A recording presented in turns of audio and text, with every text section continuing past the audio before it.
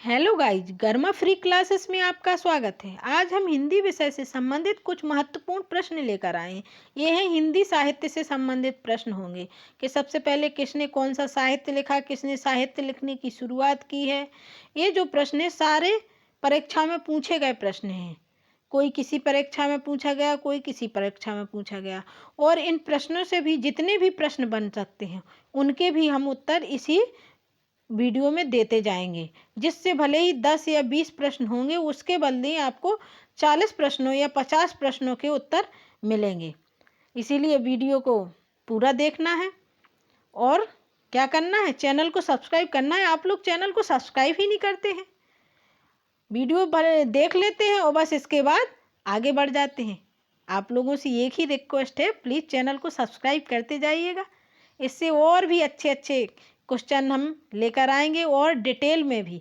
इसका जो ये क्वेश्चन आंसर है, इसका जो डिटेल में वीडियो है वो पहले ही चैनल पर जा चुका है। तो पहुंचिए जल्दी से गर्मा फ्री क्लासेस में और देखिएगा इसका डिटेल में पूरा विवरण। शुरुआत करते हैं आज के प्रथम प्रश्न से। पहला प्रश्न है, हिंदी साहित्य के इतिहास लेखन की परंपरा का सूत्रपात किसने किया था। ये किया था, हम सीधा पॉइंट पर पहुंचते हैं, ये किया था किसने? गारसादात तासी ने। ये किसने किया था? गारसादात तासी ने किया था। और इनके ग्रंथ का नाम क्या था? द मॉडर्न इस्तवार द ललितता इंडो हिंदुस्तानी। इनके ग्रंथ का नाम था इस्तवार द ललितता इंडो हिंदुस्तानी। और हम अगला भी जानते हैं, जॉर्ज ग्रियर्सन के ग्रंथ का क्या नाम था? The modern vernacular literature of Hindustan. और रामचंद्र शुक्ल के क्या नाम था? इनके नाम था हिंदी साहित्य का इतिहास। और मिश्र बंधु, ये थे मिश्र बंधु विनोद।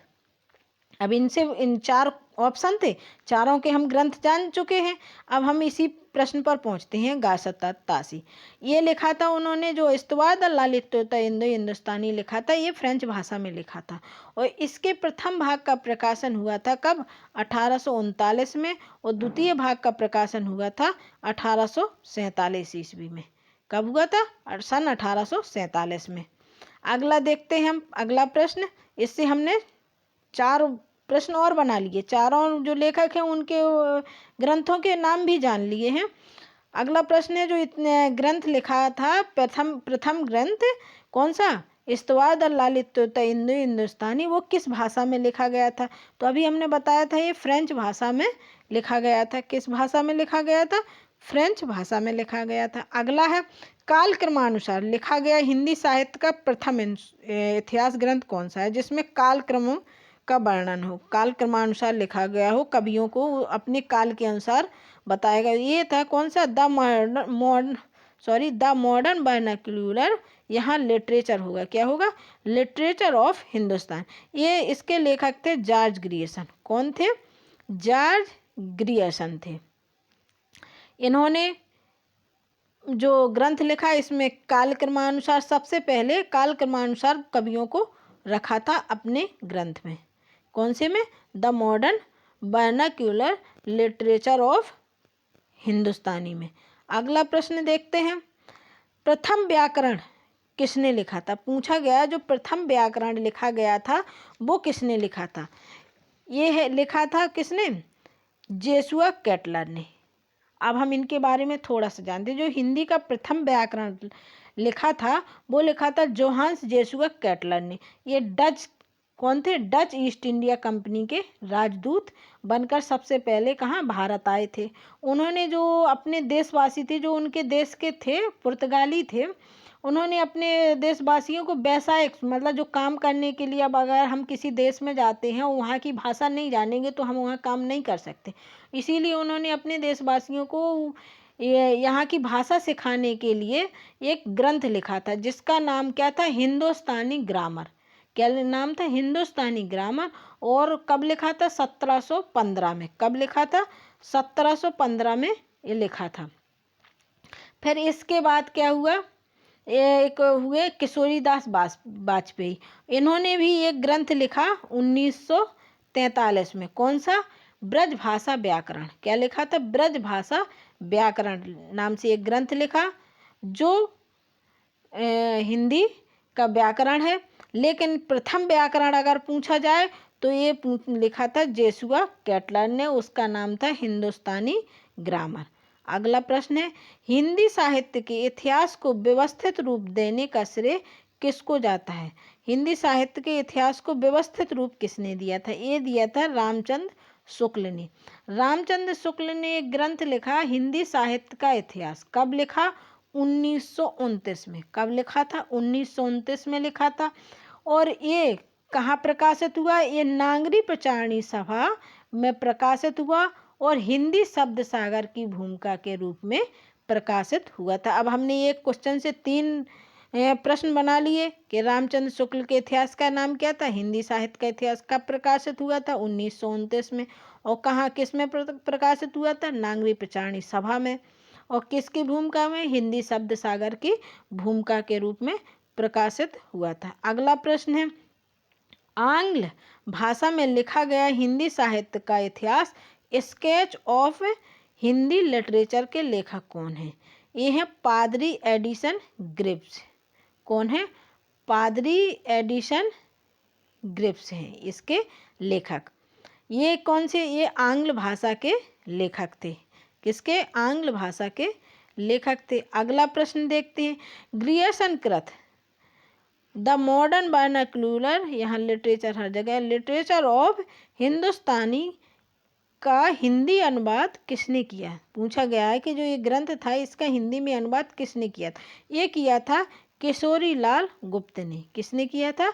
किशोरी लाल गुप्त ने इसका हिंदी में अनुवाद किया था। थोड़ा सा हम किशोरी लाल गुप्त के बारे में जानेंगे कि किशोरी लाल गुप्त का जन्म कब हुआ था? 1916 में हुआ था, भदोई उत्तर प्रदेश में हुआ था। ये पंडित विश्वनाथ प्रसाद के प्रमुख शिष्य थे। कौन? किशोरी लाल गुप्त। अब एक और पॉइंट जानते हैं कि हिंदी साहित्य का जो इनके जो अनुवाद किया था उसको किस नाम में किया था? हिंदी साहित्य का प्रथम इतिहास के नाम से उन्होंने इसका अनुवाद किया था। और ये प्रकाशित कहाँ हुआ था? ये हिंदी प्रचारक संस्था वाराणसी से प्रकाशित भी हुआ था। अगला प्रश्न हम देखते हैं, किस साहित्यिक इतिहास के लेखक ने काल विभाजन में कवियों के नाम का सर्वाधिक वर्णन किया? पूछा गया है कि ऐसा कौन सा साहित्यिक इतिहास लेखक है जिसने जो काल विभाजन किया उसमें सर्वाधिक कवियों के नाम के अनुसार किया? ये है मिश्र बंधु। कौन थे? मिश्र बंधु थे। मिश्र बंधुओं ने एक ग्रंथ लिखा था मिश्र बंधु विनोद। इसमें उन्होंने 5000 कवियों का वर्णन किया और जिसे उन्होंने 8 से भी अधिक कालखंडों में विभक्त किया था। किसने? किसमें? मिश्र बंधु विनोद में। तो इसका उत्तर क्या होगा? मिश्र बंधु विनोद। और इसका 4 भाग प्रकाशित हुए थे। प्रथम 3 भाग 1913 में और चौथा भाग 1934 में प्रकाशित हुआ था। अगला प्रश्न है, ये पूछा गया है कि मिश्र बंधु विनोद में कौन कौन शामिल थे? वो 3 भाई थे। कौन कौन से थे? इसमें ऑप्शन दिए गए हैं, श्याम बिहारी सुखदेव, राम बिहारी, गणेश बिहारी, श्याम बिहारी सुखदेव। इसका सही उत्तर यही होगा, गणेश बिहारी मिश्र, श्याम बिहारी मिश्र और सुखदेव बिहारी मिश्र। अब इसको हम एक ट्रिक से भी याद करते हैं, एक गणेश और श्याम से क्या मिलता है? सुख ही मिलता है। अगर हम गणेश से क्या बोलते हैं, गणेश से कुछ मांगते हैं या भगवान श्याम से कुछ मांगते तो हमें क्या मिलेगा?